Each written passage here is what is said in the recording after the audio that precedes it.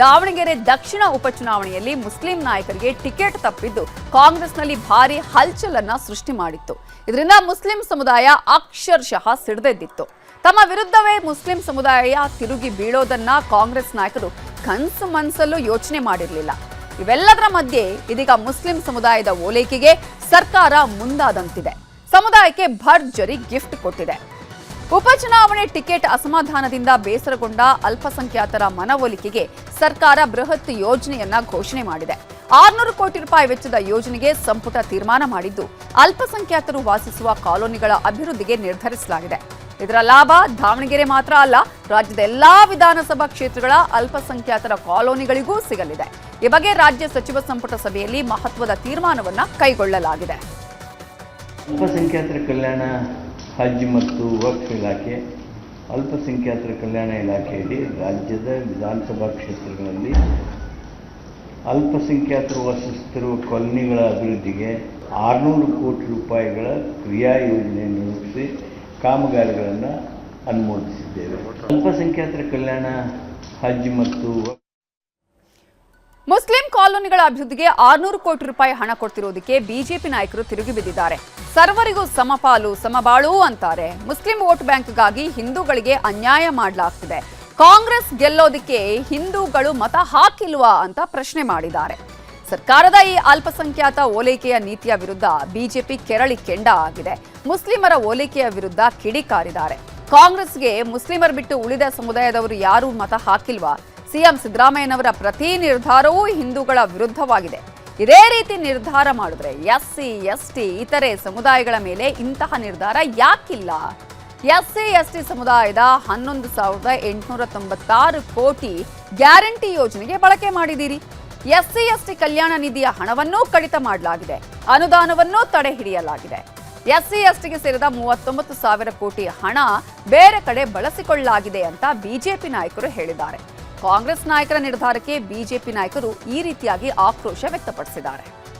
Only minority ಕಮ್ಯುನಿಟಿಗೆ ಮಾತ್ರ 600 ಕೋಟಿ ಅಂತ ಕ್ಯಾಬಿನೆಟ್ ಅಲ್ಲಿ ಸ್ಪೆಷಲ್ ಆಗಿ ತೀರ್ಮಾನ ಮಾಡಿದ್ದಾರೆ. ಪಾರ್ಶಾಲಿಟಿ ವೋಟ್ ಪಾಲಿಟಿಕ್ಸ್ಗೋಸ್ಕರ ಮಾಡ್ತಾ ಇದ್ದಾರೆ. ಇದು ಸಿದ್ದರಾಮಯ್ಯನವರ ಚಾಳಿ. ಮುಂದಿನ ದಿನಗಳಲ್ಲಿ ರಾಜ್ಯದಲ್ಲಿರುವಂತಹ ಹಿಂದೂಗಳೆಲ್ಲ ಇದಕ್ಕೆ ತಿರುಗುಬಾಣವನ್ನು ಕೊಡ್ತಾರೆ. ಕಾಂಗ್ರೆಸ್ ಪಕ್ಷಕ್ಕೆ ಹಿಂದೂಗಳು ಯಾರು ಕೂಡ ವೋಟ್ ಕೊಟ್ಟಿಲ್ವಾ? ಹಿಂದೂಗಳಿಗೆ ಅಪಮಾನ ಮಾಡೋ ರೀತಿಯಲ್ಲಿ ಇವತ್ತು ಕಾಂಗ್ರೆಸ್ ಸರ್ಕಾರ ಮಾನ್ಯ ಮುಖ್ಯಮಂತ್ರಿ ನಡೆದುಕೊಳ್ತಾ ಇರತಕ್ಕಂಥದ್ದು ಇದು ಅಕ್ಷಮ್ಯ ಅಪರಾಧ. ನನಗನ್ನಿಸುತ್ತದೆ ಕಾಂಗ್ರೆಸ್ ಪಕ್ಷದ ಸರ್ಕಾರದ ಪಾಪದ ಕೂಡ ತುಂಬಿದೆ ಇವತ್ತು.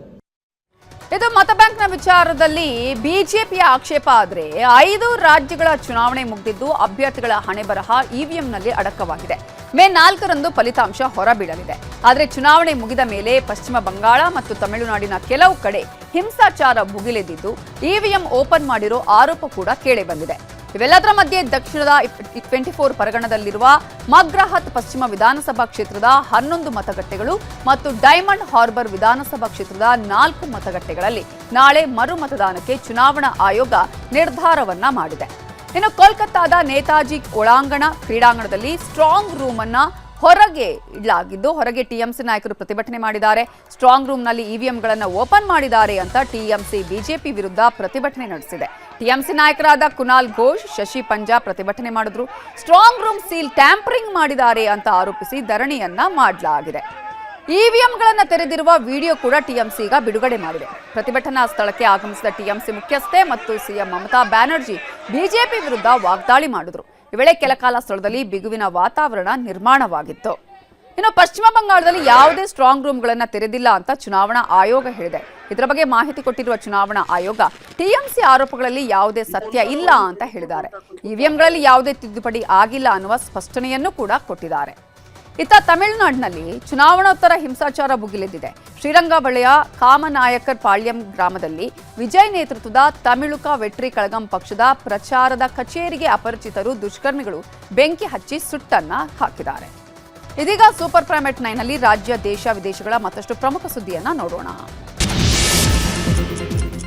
ಬೆಂಗಳೂರಲ್ಲಿ ಸಂಜೆ ಆಗ್ತಾ ಇದ್ದಂತೆ ಮಳೆ ಶುರುವಾಗಿದೆ. Basavanagudi, Jayanagar, JC road, south end circle, Seshadripuram ಸೇರಿದಂತೆ ಬೆಂಗಳೂರಿನ ನಾನಾ ಕಡೆ ಭಾರೀ ಮಳೆಯಾಗಿದೆ. ಮುಂದಿನ 2 ದಿನಗಳ ಕಾಲ ಬೆಂಗಳೂರಿಗೆ ಯೆಲ್ಲೋ ಅಲರ್ಟ್ ಘೋಷಣೆ ಮಾಡಿದೆ ಹವಾಮಾನ ಇಲಾಖೆ. ಬೆಂಗಳೂರಲ್ಲಿ ಬಿರುಗಾಳಿ ಸಹಿತ ಜೋರು ಮಳೆಗೆ ಸಿಲಿಕಾನ್ ಸಿಟಿಯಲ್ಲಿ ಹಲವು ಮರಗಳು ಧರೆಗುರುಳಿವೆ. ಆದರೆ ಉರುಳಿ ಬಿದ್ದ ಮರಗಳನ್ನು ಜಿಬಿಎ ಇನ್ನೂ ತೆರವು ಮಾಡಿಲ್ಲ. 5 ಪಾಲಿಕೆಗಳ ವ್ಯಾಪ್ತಿಯಲ್ಲಿ ಏಪ್ರಿಲ್ 29ರಂದು 287 ಮರಗಳು ಬಿದ್ದಿದ್ದು 206 ಮರವನ್ನು ತೆರವು ಮಾಡಲಾಗಿದೆ. 723 ಮರದ ಕೊಂಬೆಗಳು ಬಿದ್ದಿದ್ದು 456 ಕಡೆ ತೆರವುಗೊಳಿಸಲಾಗಿದೆ. ಇವತ್ತು ಮಾಜಿ ಸಿಎಂ ದಿವಂಗತ ಎಸ್ಎಂ ಕೃಷ್ಣ ಅವರ ಹುಟ್ಟುಹಬ್ಬ. ಇದೇ ದಿನ ಎಸ್ಎಂ ಕೃಷ್ಣ ಮೊಮ್ಮಗ ಅಮರ್ತ್ಯ ಹೆಗಡೆ ತಂದೆಯಾಗಿದ್ದಾರೆ. ಡಿಸಿಎಂ ಡಿಕೆ ಶಿವಕುಮಾರ್ ಮಗಳು ಐಶ್ವರ್ಯ ಹೆಣ್ಣು ಮಗುವಿಗೆ ಜನ್ಮ ಕೊಟ್ಟಿದ್ದಾರೆ. ಡಿಕೆ ಶಿವಕುಮಾರ್ ಆಸ್ಪತ್ರೆಗೆ ಭೇಟಿ ನೀಡಿ ಮಗಳು ಹಾಗೂ ಮಗುವನ್ನು ನೋಡಿ ಸಂಭ್ರಮಿಸಿದ್ದಾರೆ. ಪಂಜಾಬ್ ಸಿಎಂ ಭಗವಂತ್ ಮಾನ್ ಸಿಂಗ್ ಕುಡಿದು ವಿಧಾನಸಭೆಗೆ ಆಗಮಿಸಿದ್ದಾರೆ ಅಂತ ಬಿಜೆಪಿ ರಾಜ್ಯಸಭಾ ಸದಸ್ಯೆ ಸ್ವಾತಿ ಮಾಲಿವಾಲಾ ಆರೋಪ ಮಾಡಿದ್ದಾರೆ. ಪಂಜಾಬ್ ಮುಖ್ಯಮಂತ್ರಿಗೆ ಆಲ್ಕೋಹಾಲ್ ಟೆಸ್ಟ್ ಮಾಡಬೇಕು, ಕುಡಿದ ವಿಧಾನಸಭೆ ಪ್ರವೇಶ ಸಾಬೀತಾದ ಬಳಿಕ ಮುಖ್ಯಮಂತ್ರಿ ಹುದ್ದೆಯಿಂದ ಪದಚ್ಯುತಿ ಮಾಡಬೇಕು ಅಂತ ಹೇಳಿದ್ದಾರೆ. ಇವತ್ತು ಸದನದಲ್ಲಿ ಕಾಂಗ್ರೆಸ್ ಸದಸ್ಯರು ಸದನ ಬಹಿಷ್ಕರಿಸಿದ್ದಾರೆ. ಬೆಂಗಳೂರಲ್ಲಿ ರೋಡ್ ರೇಜ್ ಪ್ರಕರಣ ಹೆಚ್ಚಾಗ್ತಿದೆ. ವೀಲಿಂಗ್ ಮಾಡ್ಕೊಂಡು ಬರ್ತಾ ಇದ್ದ ಪುಂಡರಿಗೆ ನಿಧಾನವಾಗಿ ತೆರಳುವಂತೆ ಬುದ್ಧಿ ಹೇಳಿದ್ದಕ್ಕೆ ದಂಪತಿ ಮೇಲೆ 5-6 ಪುಂಡರು ಹಲ್ಲೆ ನಡೆಸಿದ್ದಾರೆ. ಎಲೆಕ್ಟ್ರಾನಿಕ್ ಸಿಟಿ ಸಮೀಪದ ಬೆಟ್ಟದಾಸನಪುರ ಬಳಿ ಈ ಘಟನೆ ನಡೆದಿದ್ದು ಹಲ್ಲೆಗೆ ಒಳಗಾದವರು ಪಶ್ಚಿಮ ಬಂಗಾಳ ಮೂಲದ ಸೌಮ್ಯ ದೀಪ್ ಸೇನ್, ವೈದ್ರಿಲಾಮ್ ಪ್ರಧಾನ್ ಅಂತ ಗೊತ್ತಾಗಿದೆ. ವಿವಿಧ ಬೇಡಿಕೆಗಳ ಈಡೇರಿಕೆಗೆ ಒತ್ತಾಯಿಸಿ ಸಾರಿಗೆ ನೌಕರರು ಮುಷ್ಕರಕ್ಕೆ ನಿರ್ಧಾರ ಮಾಡಿದ್ದಾರೆ.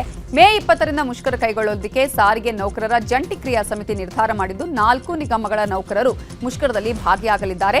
ಈ ಬಗ್ಗೆ ನಾಳೆ ಮಧ್ಯಾಹ್ನ 12 ಗಂಟೆಗೆ ಮಲ್ಲೇಶ್ವರಂ ಎಐಟಿಯುಸಿ ಕಚೇರಿಯಲ್ಲಿ ಸುದ್ದಿಗೋಷ್ಠಿ ಕರೆದಿದ್ದಾರೆ.